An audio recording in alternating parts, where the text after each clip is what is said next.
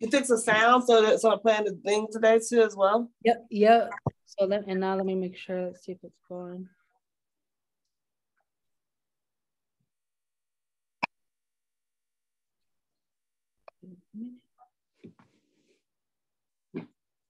Oops. These green pants are really showing. Right, we are live. I'm going to go ahead and play the trailer.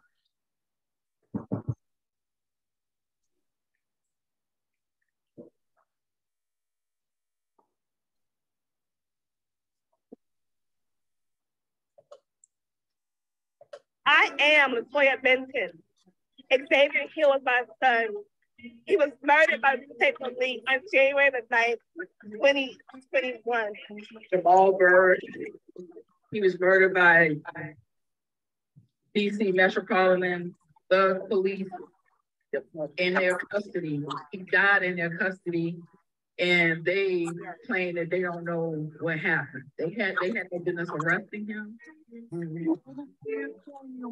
This is Life After the Impact, a podcast for impacted families by impacted families that focuses on what happens after the media, the lawyers, and the activists are gone. Impacted families are left to face the loss of a loved one to police-sponsored violence. We will focus on their continued fight for justice and how you can get involved. Just walks away. Watch a police take another life today. Leaving loved ones torn, nothing left to say. Candles burning, all we do is pray. Good evening, you guys. Good evening. My name is Latoya Benton. I am the mother of Xavier Hill. Xavier was killed by Virginia State Police at the age of 18. Tonight, I have my guest host with me. You want to go ahead and introduce yourself, please? Sure. Good evening, everyone. My name is Adrienne Hood. I am from Columbus, Ohio. My son was Henry Green, the fifth, killed by Columbus police, two plainclothes police officers with Columbus Police Department. Thank you for having me.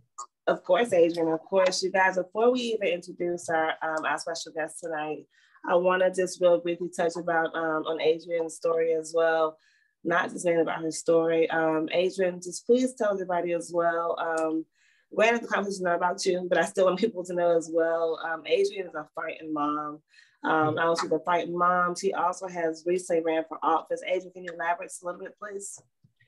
Sure. So obviously all of this pain is being turned into purpose because as I navigated the systems and fighting for my son, there were other things that I became aware of and cannot turn a blind eye to. The treatment of our community and the dismissiveness of our leadership. And so I did pull a petition to run for Columbus City Council. And yesterday I was certified, so I will be on the ballot for November for Columbus City Council, District 4. Thank you. It's been a long road, but it's definitely worth it. And my son didn't die in vain, and what I can do to help keep somebody else from having to feel the pain that all of us have had to endure, I definitely will do my due diligence. Look, I was in your state. I was in your state, but you got our full support from Virginia. You know that. I appreciate it. I'm gonna need all of the support from everywhere. Of course. You guys, let's get into it. Of course, just real briefly, as you all know, we like to reiterate this podcast. We try to run it. Well, we've been running it since I think it was beginning of January on Tuesday, every Tuesday at 9:00.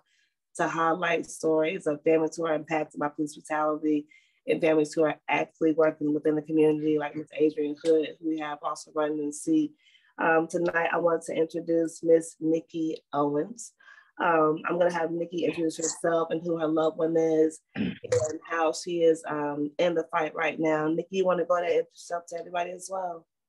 Hi, Latoya. Hi, Adrian. Thank you for having me tonight. My name is Nikki Owens. I am the cousin of William Green. This is William. Boo Boo is what we call him. We didn't call him William, we called him Boo Boo. He was murdered on January 27th of 2020. He was in a traffic accident. When the cops arrived, he complied. They removed him from the car, handcuffed him to the back, and placed him in the front seat of the police car. When the officer entered the car, he fired 7 shots at him and killed him. 6 of the shots entered him. And I have been fighting to get this cop convicted ever since. The cop was arrested the very next day. Within 24 hours, he was arrested. He's been sitting in jail for 3 years. And just recently, they tried to give him a plea deal. They tried to change the story, say that it was accidentally on purpose, and it was voluntary manslaughter. And they tried to give him a plea deal that would have allowed him to get out of jail in 2 years. So we've been fighting. We managed to get that plea deal rejected by a judge, but it's been a long fight. We're fighting the people who are supposed to be fighting for us. We are fighting the state's attorney's office. We are fighting them to prosecute this case, to do their job. And that's been the fight for the last 3 years. So to do their job, right? Just we want them to do their job. When this first happened, we got an attorney. We filed a civil lawsuit, and I advise anyone and everyone to do it. It's not about the money. It's about them paying the cost of what their employee did. You'd sue McDonald's if their employee did something to you. You'd sue AT&T if their employees did something to you. This is no different. People need to sue their employers and hold them accountable for them allowing their employees to go out here with a weapon and murder unarmed innocent people. And they just do a poor job. Even if they're just handling their situations, officers should be held at a higher standard. Right. Plain and simple. And they're actually held at a much lower standard than the people that they are arresting for criminal acts. So people need to understand the importance of a civil lawsuit. It's very important. And it's important to follow through on the criminal side. If you are lucky enough to have the officer arrested, you need to follow through, because they will try to give them a slap on the wrist. They will try to let them get off. Your family, you guys did follow through as far as on both ends, on the civil side and on the criminal side, because granted right now, you're still fighting to get done what is correctly right. You're still fighting on the criminal side too. So do you want to go and play this tape real fast as far as a clip that's recently been on the news about William's case?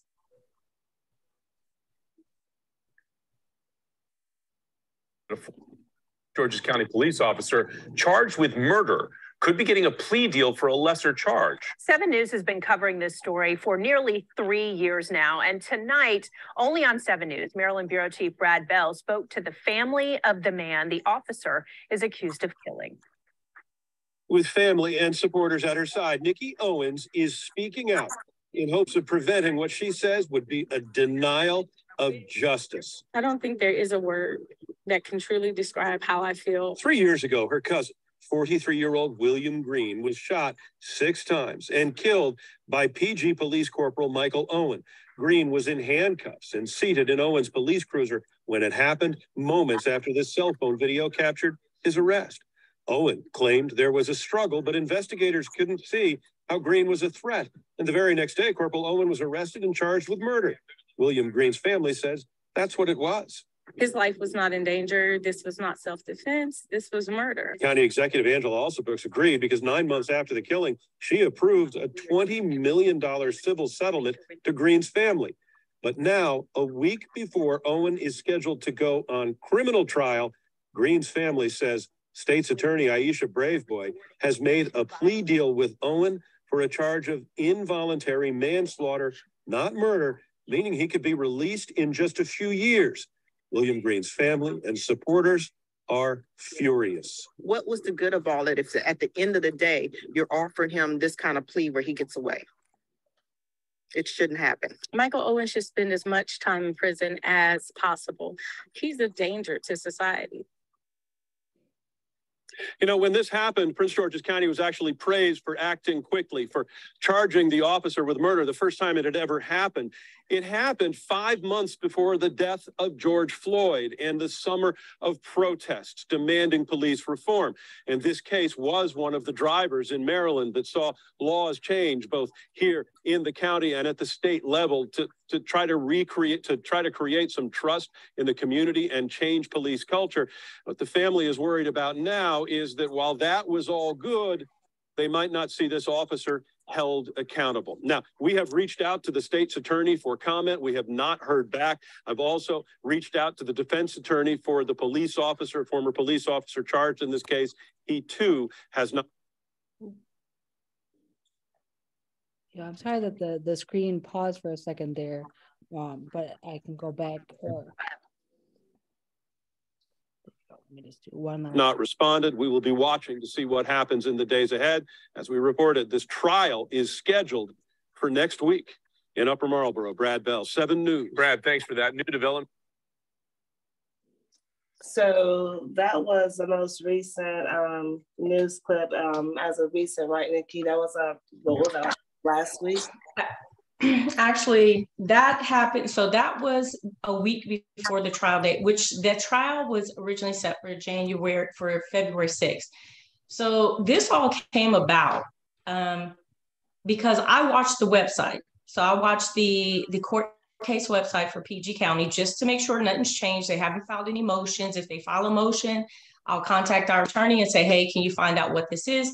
Well, I noticed that the website changed. It did have like the dates for plea deals, the date for the jury duty, the jury selection, date for the trial. It had everything spelled out, like what was going to happen on what day. All that went away. I started emailing the state's attorney's office, like what's going on, what's changed. They did not reach out to me. Then I started including the press on my emails. And when they got wind that I was including the press, they finally reached out to us a week before, 2 weeks before. They finally scheduled a meeting with us a week before and told us that the plea deal was done. They got on a call with us and told us that they offered this man a plea deal and it was done. And without right? You guys did not know about that, right? No, we had no idea. They changed the website. They weren't communicating with us. So we had no idea until that meeting this Saturday before it was January 28th, 1 day, 3 years and 1 day after his death, where they told us that they offered this man a plea deal, 20 years, suspend 10, have to serve 5 before he goes up for parole. And when we told them we were against it, that no, we want this man to go to trial, they told us it was a done deal. There was nothing that we could do. So at that point, I decided, yeah, there's something we can do. When we added the date of the plea hearing, this is why I say we're fighting against the people that's supposed to be fighting with us. This is the prosecutor. This is the people's attorney who's supposed to be fighting for us. We said, what date is the plea hearing? They said, we don't know. We'll let you know. But we know when we went to court on the 6th, the judge said, you put this on my calendar 10 days ago for a plea hearing. The judge, they knew when they got on the phone with us the day they were going in for the plea hearing, but they lied to us. They straight face lied to us. And still the Friday before the 6th, when we were supposed to have when the court was supposed to, they still hadn't contacted us. We had to have a press conference in front of their building for them to come out and come get us and ask us to come up. At that point, we had already known that the judge rejected the plea deal, which is very rare for a judge to reject a plea deal without a plea hearing. But he rejected that plea on the Thursday before the 6th, before the trial date. They still didn't tell us that. They still told us that the reason why the plea is off the table is because they heard us, and they knew that this plea deal was not good for us or for our family. And they heard this and they listened. They didn't know that we knew the judge did it. We got the court records that showed that the judge rejected the plea. They sat right up in our face and told us that they pulled the plea back. They did it out of the kindness of their hearts. And they lied to us again when we met them after the court date. So after we went to the hearing where they asked for a continuance, so they continued the trial. So this Thursday on the 16th, we will go and get a new court date for a trial. They lied to us Monday. They said the exact same thing to us on the 6th, that the plea deal didn't happen out of the kindness of their heart. And then they asked us not to talk to the press, not to talk. And I had to explain to everybody why I talked to the press, which was basically, if I didn't go to the press, if I didn't get the facts of this plea deal out there, we would have been sitting in a plea hearing on Monday, not a continuance. Right. So tell me that they tried to make it seem like me going to the court, me going to the press, negatively impacted his chances of having a fair trial. No, it didn't. Well, my thing is this: you have to expose you have to expose what happened, as far as how the system is handling your family. If you don't go to the press, how else are you going to get it out there without going to the press? Exactly. They apparently in Maryland, they're supposed to assign when you are or of a crime, the state's attorney's office is supposed to give you an advocate. And this advocate is supposed to keep you up to date on everything that's happening. My cousin was murdered 3 years ago. I met the advocate on Monday. Wow. February 6th, 2023 is the first time I met the advocate. That's crazy. That's crazy. Now tell me this. So the first time anyone... You said that there's a court hearing on the 16th. Is that correct? Yeah, on February 16th, we go to court in PG County, Prince George's County Circuit Court. They are going to go over the defendant's attorney requested to move the case out of Prince George's County because my press tainted the jury pool, which is absolutely ridiculous. I could go knock on 10,000, probably 50,000 doors in PG County and ask them if they know who William Green is, and they will probably tell you no. I went to the neighborhood that he was killed in and talked to people, and they had no idea, and they lived there when it happened, and they had no idea who he is. So that's what's going to happen Thursday, and then they're also going to give us a new trial date. So, and they told us it could be another 10 months. So if you want to share the call of action as well for the community, as far as the community is concerned, as one of the podcasts is to be able to help families out. This is a call to action that the family is asking for on William's behalf. And you guys can see it here. If you want to screenshot it real fast, you can do that. After this live stream, we're going to put it on the page as well, as far as how you can get involved. The whole point of listening to the podcast is not only to listen to the podcast to learn about the stories, but just to get involved. These parents are out here fighting daily. Literally, this happened within the last couple of weeks, happened like last week. So she's going to this court in Maryland, but they live down in Virginia. So families are traveling daily so they can still get justice for their families. If they're asking you guys to participate in the call of action, please do so. As like I told you all, after we're done talking with Nikki, the call of action we posted to the Facebook page so you can, and it's not a phone call, this is an email. So you don't have to even wait tomorrow to even do it. You can do it tonight, actually.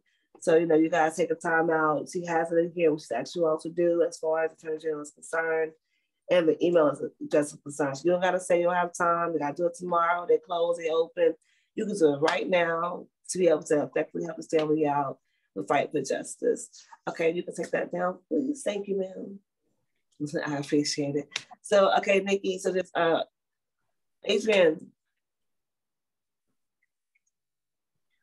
So I was going to ask what was going on with the officer in this case, but I think that you explained that very eloquently. So I am shifting focus just a little bit to this prosecutor. Because as you said, this is someone that is supposed to represent the victims, right? And we continue to see the prosecuting office look at the officers as the victims instead of our loved ones who were the actual victims. So I'm not sure if you know, but definitely something for the community to consider is when this prosecutor will be up for re-election and what that campaign is going to look like to get him or her out of office and actually start looking for a replacement. We as impacted families need to be heavily involved in that process.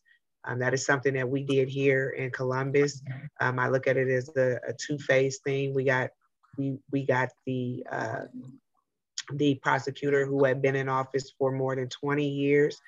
We did him replaced, and this new prosecutor, so we're going to look to get a true prosecutor this next go around, but definitely thinking, along those lines, have y'all thought about like when the re-election is going to happen, and have y'all looked into or know of any attorneys that are interested in being, in essence, a 21st century prosecutor?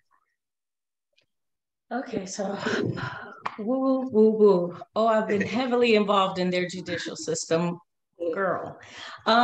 So let me give you a small background on this officer, just a small background. This officer, my cousin was not the first person that he killed. He was only on the force for 10 years.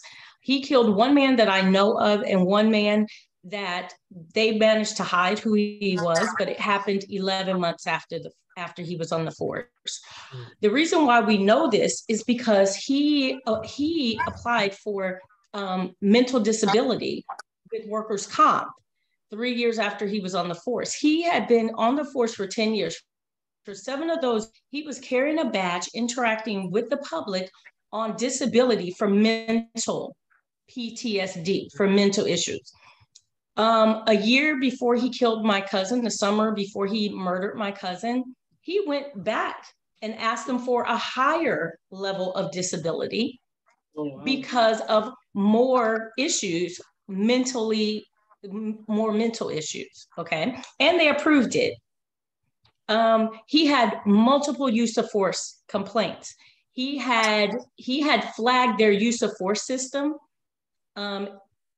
the summer before my cousin was murdered, and as of my cousin's death, they had never talked to him about it.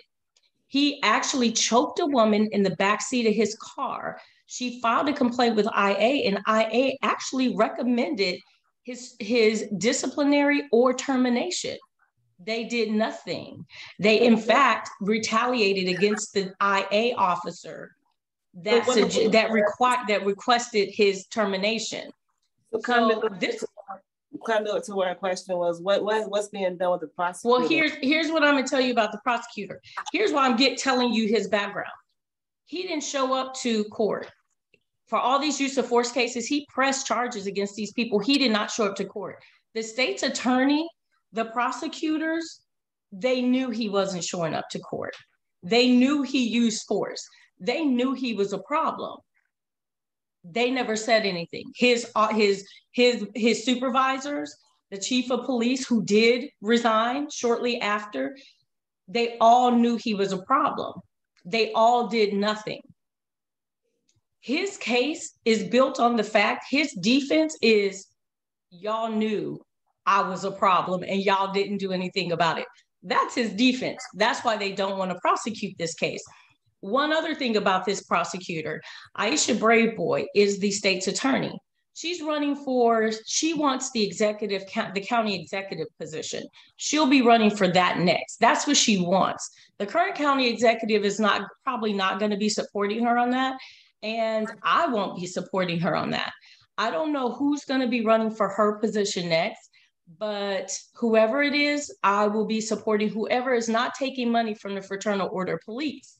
She is very, very light on police. She, in fact, just released 13 police officers who were caught double dipping. They were working for another officer while they were on duty. The officer who owned the company, he was indicted on federal charges. She just released all those officers, did not charge any of them. Even though there's proof, the main one it has federal time, and then said this is an internal matter for them to handle internally. So when is she coming up for re-election soon? In the next couple of years, she'll be trying to run for county exec. Do you know when she's coming for re-election for her? She just got elected again as the attorney, the state's attorney. So that election just happened. November. But in 2 years, she's going to try to run for county exec in 2 years. So Adrian, what can be done, like with the, being that you're getting into law, and I'm sorry, into like the politician side now, what can be done being that she already got recently, I guess you said she was reelected. What can be done in any of all things? So, unfortunately, she's been reelected. That's the unfortunate thing. The temperature, if you will, needed to be more intense on the, during the campaign piece of it. Of course, there can always be the community pressures to, to galvanize around her resigning, but that can take a lot more mental and emotional, stamina to do at this point, again, because the re-election just happened, right? So I think that, in this interim, it's important for that civic engagement to happen, for the community to be aware, and for us to do our due diligence to connect the dots for our community so that they understand how this position affects our community. It's very important for us to get that messaging out there. And the sooner that we do that, the more impactful we are when it comes time to go to the polls.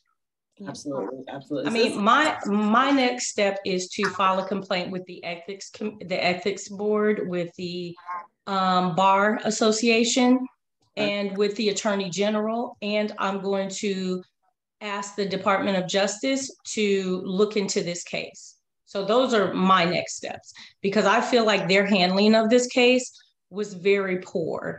The judge literally said that they dropped the ball on this and said that they were sandbagging this case, which means they're stacking up and hiding behind a wall instead of prosecuting this case. So I definitely feel like they are not equipped to handle this case. And if they are, they have some reason why they don't want to prosecute this case.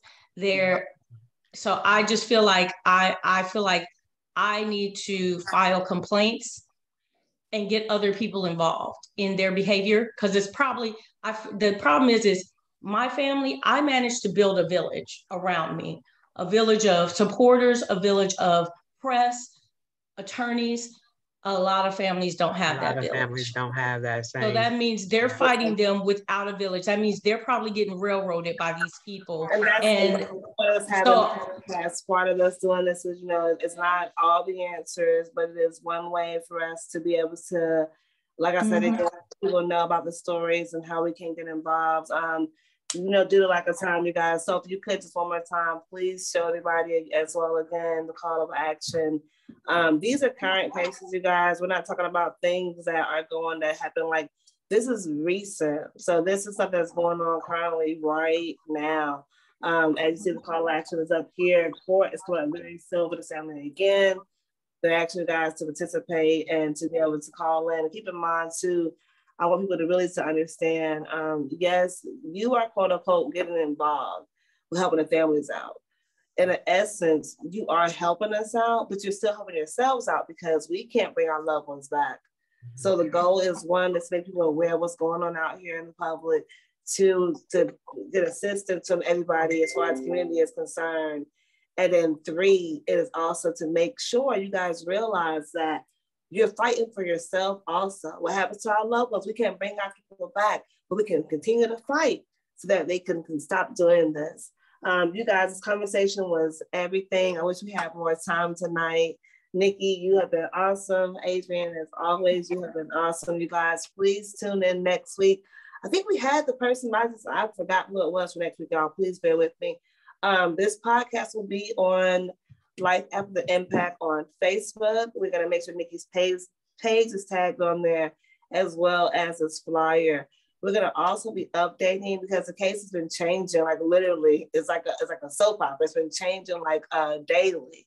So this updates, we're going to update you guys as well. We ask that you please make sure you are involved with the family and fighting for justice. Keep in mind, we cannot bring our loved ones back. The point of the podcast is to make you aware of what is going on in your current city, things that are not getting this broad mainstream media newscast. After that happens, it goes away. We got to keep letting you guys know what's going on here in the courts. This is going on in the court right now. We're fighting here in the court. So we ask you guys, please support this family. Please go on Facebook, share Nikki's story, share Boo Boo's story as well. Love on her also, you guys. Any comments or suggestions you have at all for this prosecutor to get him out of here, let us know. One more time, if you could too, Sophie, Miss Adrian Hood, as we know, is on, can we say, is it on the ballot? Is that how you say it, Adrian? Yeah, I am an official candidate for Columbus City Council now.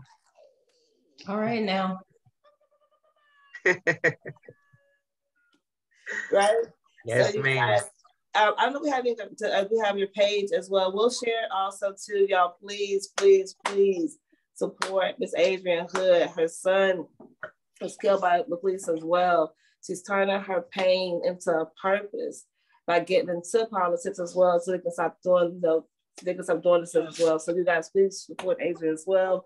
Tune in next week at 9. Oh, there we go right here. Thank you, Sophie, for saving me room. I appreciate it, you guys. Please, if you can go on Facebook, Adrian's on Facebook under Adrian Hood. She has a page as well too for her. Yes, so Sophie, if you go to Hood for COLS, you'll pull up my campaign page. Let me get. I was trying to find out. Hold on. You said one more time for me, Adrian. Yeah, Hood for COLS. Yeah. Yeah. So if you guys look on Adrian's page for her campaign page, I'm gonna be within the district or not, still share it. Please. Absolutely. Make sure you still share it, support Adrian and her campaign fight. This is very important in order to obtain and to maintain justice. We talk about all the time about where the leaders at. He got one right here. She actually is on the ballot right now. She's asking for support from the community. So please, we're gonna put the did you put it up here, Sophie? Before we're gonna go in a couple minutes, so I want to make sure we have this. Thank you for it. So Adrian, it's 4. What comes after the 4? I just kept trying to feel. C, like short Columbus, COLS. Oh, gosh. Yeah. But is it .com?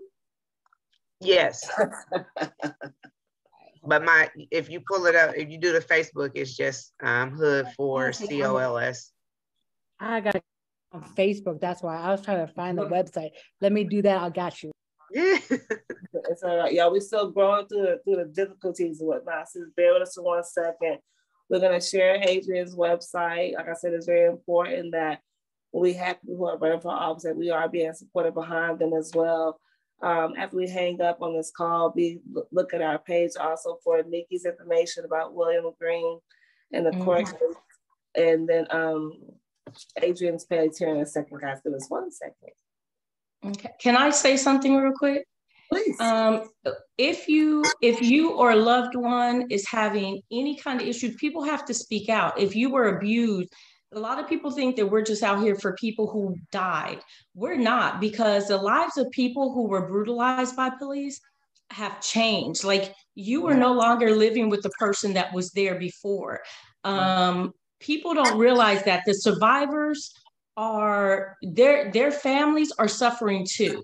The person they were before that they were brutalized is not the same person they're living with now. They are living a new life. They have to deal with a new normal.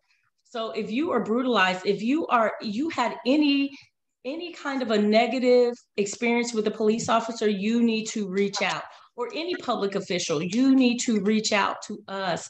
You need to reach out to your local activists. You need to speak up and you need to stand up, because you are not that person's only victim. You are probably not going to be, you're just an if you are not the pinnacle, if you are not William Green, then that means you are the escalation to get to William Green. They will continue to abuse community members. So you guys need to speak out and stand up and stop these officers before they kill someone. That's right. So don't be afraid. Don't let them intimidate you. Get a village behind you, because they're not going to fight you when you have people fighting with you. That's right. So please, survivors, you need us too. You need us more than ever. There's plenty of statistical data that shows that there is a progression in the excessive force before they kill someone. Yes. And I need people to understand, families of survivors, don't minimize the pain that they're going through. That's because right. Even though we lost a loved one, they're living. They're still here and they're still dealing with the pain of watching their loved one suffer, watching them struggle. So please support the survivors as well as the families that lost their loved ones. Thank you for saying that. That's very important as well to people, to get the people that surround them as well. So thank you for saying that as well. So y'all see on the screen here, agents information, Adrian Hood, Let's Connect. The website is up there. Be sure to go up there. But y'all see how it's nice and blue. It's nice and blue. It says contribute. That's what we need. We need those funds for her to get in the office. So y'all see it's nice and blue. You can't miss it. Click on there. Be sure to share it as well. You guys, please, the episode has been great. Like I said again, be sure to tune in next week at 9 o'clock for Life After the Impact. We'll put on here who the guest is going to be for next week also. We're going to also put on here agents information as well as Nikki's information. And just to end it off, and to reiterate what Nikki said as well, don't forget about the families as well as the survivors also. This impacts everybody. You know, it's not just moms and dad. They have cousins, aunts, uncles, nieces, nephews, the community itself that it still affects. So don't just think, hey, I got the mom. Nah, it affects the whole community. So be sure, to hear what people are saying, but don't just hear it, take it in the stride and use her words. So you guys have been great tonight. Be sure to chime in next week to Life After the Impact at 9 o'clock. You guys, I love you guys. Have a good night. Good night. God bless. Nice meeting you, Nikki. Thank you so much, Adrian. Thank you so much, you guys. Thank you so much.